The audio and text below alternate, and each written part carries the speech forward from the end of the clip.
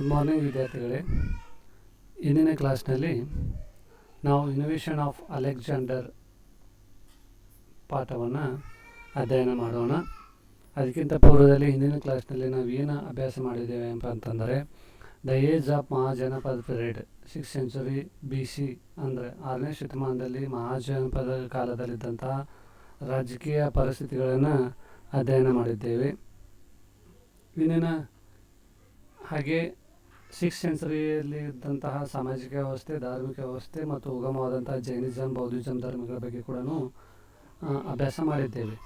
ಇವತ್ತಿನ ಕ್ಲಾಸ್ನಲ್ಲಿ discuss the rise and fall of Alexander great empire, understanding the political status of India at the time of Alexander invasion, knowledge of Alexander adventure in the explanation of the Greek empire, the art of marking the places of the Greek empire is understood on the map of the world.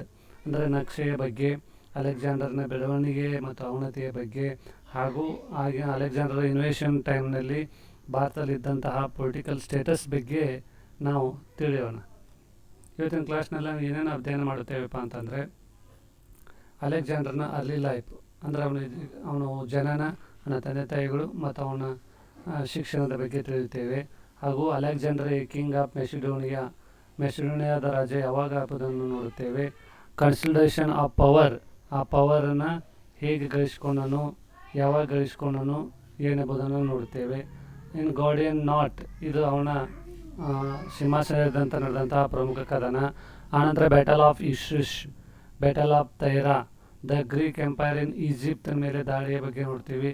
ಮತ್ತು very important, Persian empire, ಯಾವ ರೀತಿಯಾಗಿ ಆ Persian ಸಾಮ್ರಾಜ್ಯದ ಅವನತಿಗೆ ಕಾರಣವಾದನು ಎಂಬುದನ್ನು ನೋಡುತ್ತೇವೆ. Next ಕೊನೆಗೆ ನಾವು ನೋಡೋದು Alexander attack in India, Alexander invasion on India, ಇವುಗಳ ಬಗ್ಗೆ ನಾವು ಅಭ್ಯಾಸವನ್ನು ಮಾಡುತ್ತೇವೆ. ಈಗ ನೋಡಿ, ಅಲೆಕ್ಸಾಂಡರ್ ಅರ್ಲಿ ಲೈಫ್ನಲ್ಲಿ Alexander was born in BC 356. Alexander ಯಾವಾಗ ಜನನವಾಯಿತು ಅಂತಂದರೆ 356 BC, ಸಾಶೇಪ 356 ಜನನವಾಯಿತು. ಅವರ ತಂದೆ ಹೆಸರು ಮೆಸಿಡೋನಿಯಾ ಕಿಂಗ್ ಆದಂತಹ ಫಿಲಿಪ್ II, ಹಾಗೂ ತಾಯಿ ಹೆಸರು ಒಲಿಂಪಿಯಾಸ್. He grew up in society that was permanently at war, and it encouraged that Philip, when he was not fighting, encouraged his son to study the martial arts, fencing, wrestling, athletics, reading. But Alexander ಈ ಎಲ್ಲ ವಿಷಯಗಳ ಕಡೆ ಹೆಚ್ಚು ಗಮನವನ್ನು ನೀಡಲಿಲ್ಲ. So ಆವಾಗ ಅವನ ತಂದೆ ಏನು ಮಾಡಿದ, Alexander teacher was the famous philosopher ಅರಿಸ್ಟಾಟಲ್ನ ಹತ್ರ 356 ಟೈಮ್ದಲ್ಲಿ ಅಲೆಕ್ಸಾಂಡರ್ನ ಹತ್ರ ಅರಿಸ್ಟಾಟಲ್ನ ಅಲೆಕ್ಸಾಂಡರ್ನ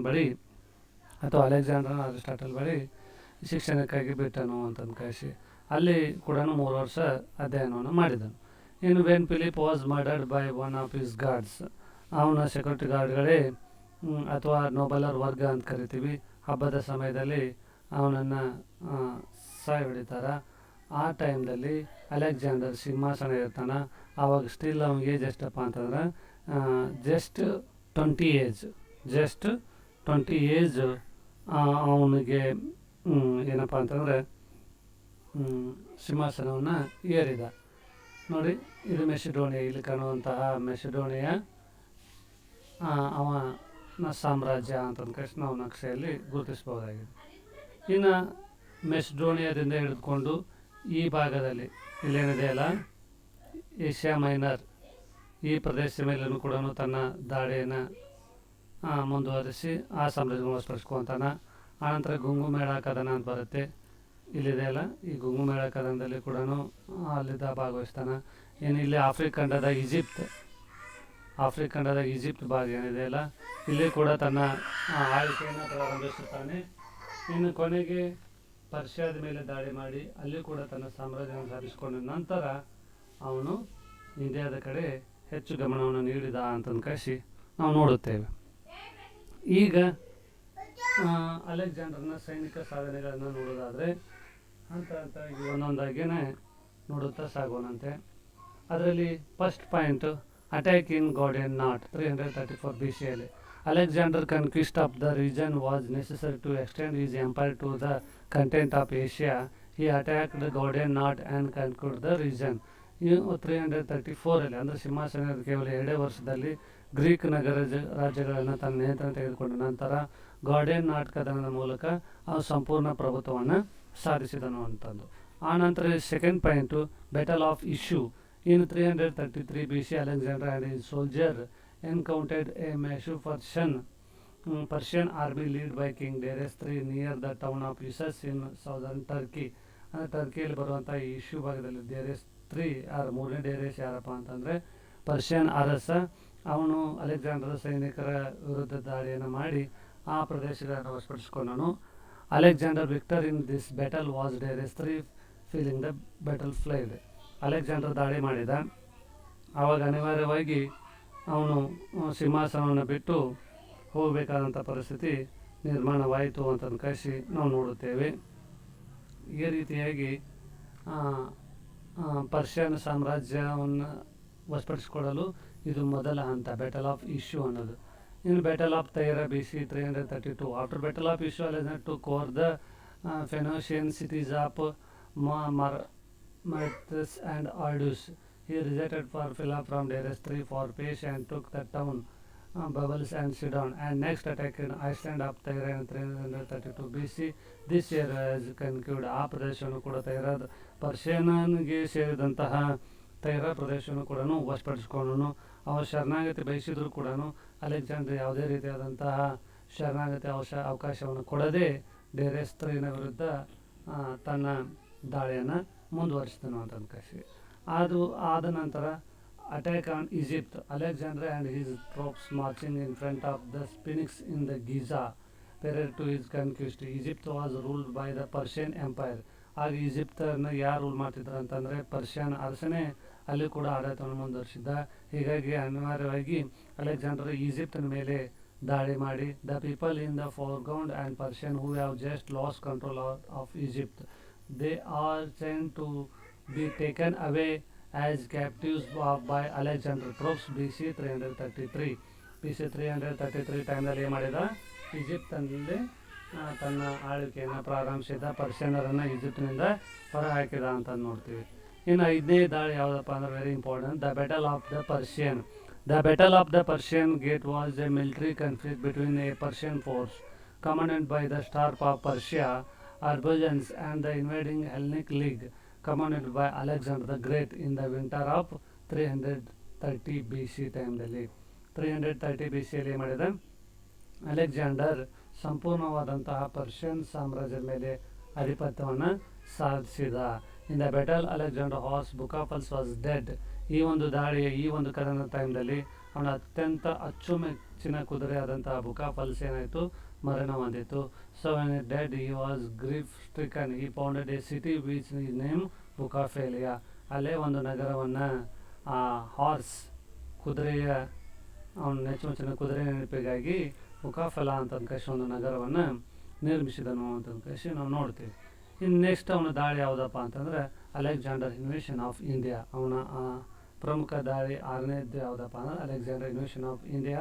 ಇದು ಯಾವಾಗ ಅಂತಂದರೆ 326 ಟೈಮ್ನಲ್ಲಿ ಅವು ಏನು ಮಾಡಿದ, ಆಳ್ವಿಕೆಯನ್ನು ದಾಳಿಯನ್ನು ಮಾಡಿದನು ಅಂತ ಕಳಿಸಿ.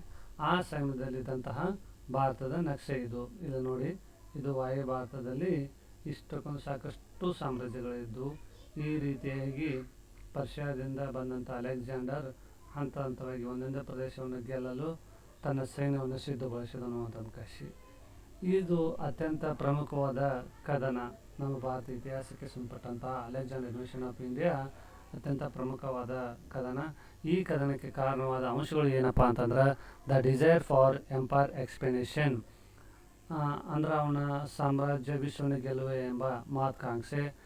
ನೆಕ್ಸ್ಟ್ 2ನೇ point wealth of India, victory of the Persian empire, the mutual quarrel small kingdoms. ಅಲ್ಲಿರುವಂಥ ಸಣ್ಣ ಸಣ್ಣ ಸಾಮ್ರಾಜ್ಯಗಳು ಪರಸ್ಪರ ಸಹಕಾರದಿಂದ ಯಾವಾಗಲೂ ಕಚ್ಚಾಡ್ತಾ ಇದ್ದು. In invasion of the Taxila king Ambhi ಏನು ಮಾಡಿದ, ಅವನಿಗೆ ಆಮಂತ್ರಣವನ್ನು ಕೊಟ್ಟ ಅಂತ ಕಾಯಿಸಿ. The political status of India, ಅಂದರೆ ಅಲ್ಲಿ ಯಾವುದೇ ಆದಂಥ ಪ್ರಬಲ ಸಾಮ್ರಾಜ್ಯ ಇರಲಿಲ್ಲ. ಅಲೆಕ್ಸಾಂಡರ್ ದಾಳಿಯ ಸಮಯದಲ್ಲಿ ವಾಯು ಭಾಗದಲ್ಲಿ ಪ್ರಬಲ ಸಾಮ್ರಾಜ್ಯ ಇರಲಿಲ್ಲ. ಹೀಗಾಗಿ ಅಲೆಕ್ಸಾಂಡರ್ ದಾಳಿ ಮಾಡಲು ಸುಲಭವಾಯಿತು ಅಂತ ಕಳಿಸಿ ನಾವು ನೋಡ್ತೀವಿ. ಇಷ್ಟೇ ಅಲ್ಲದೆ ಭೌಗೋಳಿಕದ ಆಸಕ್ತಿ ಮತ್ತು ನಮ್ಮ ದೇಶ ದಾರ್ಶನಿಕರ ನಾಡು. ಆ ದಾರ್ಶನಿಕರ ತತ್ವಗಳು ಕೂಡ ಅಲೆಕ್ಸಾಂಡರ್ ಮೇಲೆ ಹೆಚ್ಚು ಪರಿಣಾಮ ಬೀರಿದ್ದವು ಅಂತಂದು ಕಳಿಸಿ ನಾವು ನೋಡುತ್ತೇವೆ. ಇನ್ನು ಬೆಟಲ್ ಆಫ್ ಹೈಡಸ್ಪಸ್ ಬಗ್ಗೆ ನೋಡೋದಾದ್ರೆ, ಬೆಟಲ್ ಆಫ್ ಹೈಡಸ್ಪಸ್ ಯಾರ ನಡುವೆ ನಡೆಯಿತು ಅಂತಂದ್ರೆ ಪೋರಸ್ ಮತ್ತು ಅಲೆಕ್ಸಾಂಡರ್ ನಡುವೆ ನಡೆಯಿತು ಅಂತಂದು ಕಳಿಸಿ. ಈ ಪೋರಸ್ ಮತ್ತು ಅಲೆಕ್ಸಾಂಡರ್ ನಡುವೆ ನಡೆಯಿತು. ಎಲ್ಲಿ ನಡೆಯುತ್ತಪ್ಪ ಅಂತಂದ್ರೆ ಜೀಲಂ ನದಿಯ ದಡದ ಮೇಲೆ ಅಂತಂದು ಕಳಿಸಿ. ಅಲ್ಲೇ ಇರುವಂಥ ನಗರ ಹೈಡಸ್ಪಸ್ ಅಂತಂದು ಕಳಿಸಿ. ಪೋರಸ್ ಎಲ್ಲಿ ಆಳ್ವಿಕೆ ಮಾಡ್ತಿದ್ದಪ್ಪ ಅಂತಂದ್ರೆ ಜೀಲಂ ಮತ್ತು Chenab refuse to surrender the decide to stand up the foreign invader. ಅಲ್ಲಿ ಆಳ್ವಿಕೆ ಮಾಡ್ತಾ ಇದ್ದ. ಹೀಗಾಗಿ ಜೀಲಂ ನದಿಯ ದಡದ ಮೇಲೆ ಪೋರಸ್ನ ಸೈನಿಕರು, ಇನ್ನೊಂದು ದಡದ ಮೇಲೆ ಅಲೆಕ್ಸಾಂಡರ್ ಸೈನಿಕರು ಏನು ಮಾಡಿದರು, ಯುದ್ಧಕ್ಕಾಗಿ ಕಾದರ್ಸಿ ನಿಂತರು. In July 326 BC, Alexander marched towards the river Jhelum with his Hug army together with 5,000 soldiers contributed by Ambi. Ambi ಏನು ಮಾಡಿದ, ಆ ಯುದ್ಧಕ್ಕೆ 5,000 ಸೈನಿಕರನ್ನು ಮತ್ತು ಆನೆಯನ್ನು ತಕ್ಷಿಸಿದ ಅರಸ ಪೌರಸನ ವಿರುದ್ಧ ಹಗೆತನಕ್ಕಾಗಿ ಅಲೆಕ್ಸಾಂಡರ್ಗೆ ಸಹಾಯ ಮಾಡಿದ ಅಂತಂದು ಕಳಿಸಿ. ಆ ಟೈಮ್ದಲ್ಲಿ ಜೀಲಂ ನದಿಯಲ್ಲಿ ಯುದ್ಧ ಪ್ರಾರಂಭವಾಯಿತು. ಒಂದು ದಿನ ಯಾರಿಗೆ ಗೊತ್ತಾಗದ ರೀತಿಯಲ್ಲಿ ಕತ್ತಲಿನ ಅವಧಿಯಲ್ಲಿ ಪೌರಸನ ಸೈನ್ಯವನ್ನು ಕಣ್ಣು ತಪ್ಪಿಸಿ ಅಲೆಕ್ಸಾಂಡರ್ ಸೈನ್ಯ ಎತ್ತರ ಪ್ರದೇಶ ಮೇಲೆ ಬಂದು ಪೌರಸನ ಮೇಲೆ ದಾಳಿ ಮಾಡಿತು. ಇಲ್ಲಿ ಪೌರಸನ ಕೂಡ ಶೌರ್ಯ ಸಾಹಸದಿಂದ ಯುದ್ಧವನ್ನು ಮಾಡಿದನು. ಆದರೆ ಮಳೆ ಬಂದ ಕಾರಣ ಕೆಸರಿನಲ್ಲಿ ಅವನ ಆಯುಧಗಳು ಸರಿಯಾಗಿ ಮೂವ್ ಆಗಲಿಲ್ಲ, ಅಂದರೆ ಸರಿಯಾಗಿ ಚಲಿಸಲು ಕಷ್ಟ ಆಯಿತು. ನಿಖರ ಗುರಿ ತಲುಪಲು ವಿಫಲವಾದವು. ಮತ್ತು ಅವನ ಪ್ರಬಲ ಅಸ್ತ್ರ ಗಜದಳ, ಕೆಸರಿನ ಕಾರಣ ಆನೆಗಳು ಕೂಡ ಸರಿಯಾಗಿ ಚಲಿಸಲು ಸಾಧ್ಯವಾಗಲಿಲ್ಲ, ವೇಗವಾಗಿ ಚಲಿಸಲು. ಹೀಗಾಗಿ ಪೌರಸ್ ಯುದ್ಧ ಮಾಡುತ್ತಾ ಕೊನೆಗೆ ಅಲೆಕ್ಸಾಂಡರ್ನಿಗೆ ಶರಣಾಗತನಾದನು ಅಂತ ಕಳಿಸಿ. Games which making. ಹಾಗೆ ಅವರಿಬ್ಬರು ನಡೆದಂತಹ ವಾದ ವಿವಾದ. ಅಲ್ಲಿ ಪೌರಸ್ ಅಲೆಕ್ಸಾಂಡರ್ನಿಗೆ ಒಂದು ಮಾತನ್ನು ಹೇಳ್ತಾನೆ, ಒಬ್ಬ ರಾಜ ಇನ್ನೊಬ್ಬ ರಾಜನನ್ನು ಯಾವ ರೀತಿಯಾಗಿ ಕಾಣಬೇಕು ಆ ರೀತಿಯಾಗಿ ನಾನು ಕಾಣಬೇಕು ಅಂತಂದಾಗ ಅವನ ಧೈರ್ಯವನ್ನು ಮೆಚ್ಚಿಕೊಂಡು ಅಲೆಕ್ಸಾಂಡರ್ ಅವನನ್ನು ಫ್ರೆಂಡಾಗಿ ಮಾಡಿಕೊಂಡು ಅಲೆಕ್ಸಾಂಡರ್ ಅವರಿಬ್ಬರು ಫ್ರೆಂಡ್ಸ್ ಆಗಿ ಮತ್ತು ಅವನ ಸಾಮ್ರಾಜ್ಯವನ್ನು ಹಿಂದಿರುಗಿಸಿದಲ್ಲದೆ ಸಣ್ಣ ಪುಟ್ಟ ಸುತ್ತಮುತ್ತಲಿನ ಸಾಮ್ರಾಜ್ಯಗಳು ಕೂಡ ಯಾರಿಗೆ ಪೌರಸನಿಗೆ ಹಿಂದಿರುಗಿಸಿದನು ಅಂತ ನಾವು ನೋಡ್ತೀವಿ. ಆ ದಾಳಿ ಮುಗಿದ ನಂತರ 326 ಕಂಪ್ಲೀಟ್ ಆದ ನಂತರ ಅವನು ಭಾರತದ ಮೇಲೆ ದಾಳಿಯನ್ನು ಮುಂದುವರಿಸದೆ ತನ್ನ ತಾಯ್ನಾಡಿಗೆ ಹಿಂದಿರುಗಲು ಸೈನಿಕರ ಒತ್ತಾಯದ ಮೇರೆಗೆ ವಾಪಸ್ ತನ್ನ ತಾಯ್ನಾಡಿಗೆ ಮರಳಲು ಸಿದ್ಧತೆಯನ್ನು ಮಾಡ್ಕೊತಾನೆ. ವಾಪಸ್ ತಾಯ್ನಾಡಿಗೆ ಹಿಂದಿರಬೇಕನ್ನಂಥ ಸಮಯದಲ್ಲಿ ಯುದ್ಧದ ದಣಿವು ಮತ್ತು ಅನಾರೋಗ್ಯ ಕಾರಣದಿಂದ ಈ ಡೆಡ್ ಆಟ್ ಬೆಬ್ಲೋನಾ ಇನ್ 323 BC, ಅಂದರೆ 323ರ ಸಮಯದಲ್ಲಿ ಬೆಬ್ಲೋನಿಯಾದಲ್ಲಿ ಅಲೆಕ್ಸಾಂಡರ್ ಮರಣ ಹೊಂದಿದ. ಅವಾಗ ಏಜ್ ಸ್ಟಿಲ್ 32, ಆಗ ವಯಸ್ಸೆಷ್ಟು ಕೇವಲ 32. After his death Greek empire spread in 320 BC in northwest India. Alexander left from his general in change of 4 regions, one of them being Seleucus I Necator, who would later trade his territory in the Indus Valley with Chandragupta Maurya.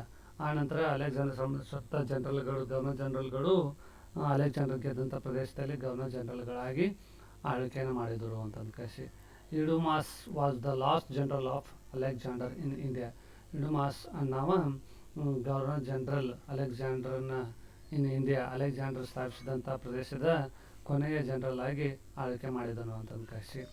Alexander was, ಇವತ್ತಿನ ಕ್ಲಾಸ್ನಲ್ಲಿ ಏನು ತಿಳ್ಕೊಂಡಿವಪ್ಪ ಅಂತಂದರೆ, Alexander was a wonderful man in the history of the Greek empire.